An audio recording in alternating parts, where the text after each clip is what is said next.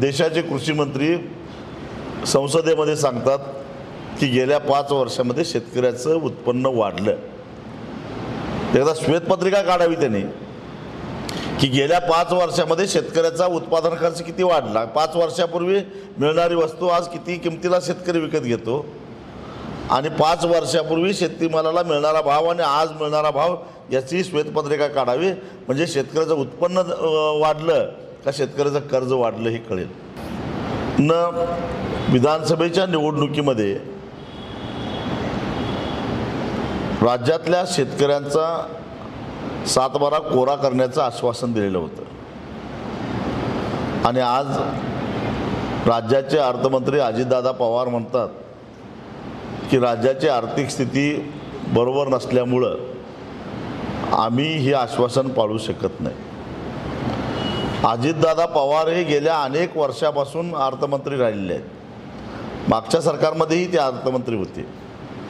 याचाच अर्थ राज्याच्या एकूण आर्थिक स्थितीची खडानखडा माहिती त्यांना असताना मग महायुतीनं जाहीरनाम्याच्या माध्यमातून अशा प्रकारचं आश्वासन देऊन शेतकऱ्यांची मतं घेऊन शेतकऱ्यांचा विश्वासघात का केला, हा आमचा प्रश्न आहे।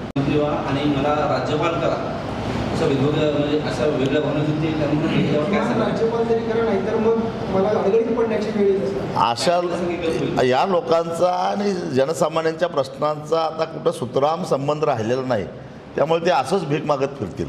कृषी मंत्र्यांनी विधानसभेमध्ये 31 मार्चात शेतकऱ्यांच्या खात्यावर पीक विम्याचे पैसे जमा होतील अशा प्रकारची घोषणा केली। या गोष्टीला 4 दिवस झाले तरी अजून शेतकऱ्यांना पैसे मिळालेले नाहीत। खरं तर पीक विमा कंपन्यांच्याकडे ज्यावेळी आम्ही पाठपुरावा केला त्यावेळी त्यांनी सांगितलं की सरकारनं त्यांच्या हिश्श्याचे पैसे भरलेले नसल्यामुळं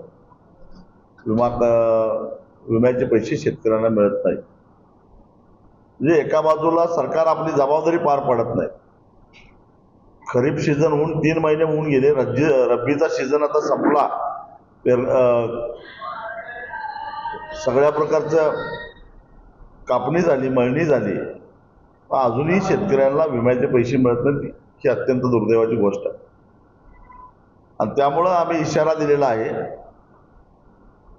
येत्या 15 दिवसामध्ये जर शेतकऱ्याच्या खात्यावर विम्याचे पैसे जमा झाले नाहीत तर कॉर्पोरेट कंपन्यांमध्ये घुसून मुंबईला त्यांच्या कार्यालयामध्ये आम्ही आमचा जो काही विम्याचा पैसा आहे तो वसूल केल्याशिवाय सोडणार नाही। ते पैसे येणं देणं हे सरकारनं आणि विमा कंपन्यांनी बघावं, आम्हाला काही त्याच्याशी देणं घेणं नाही आहे।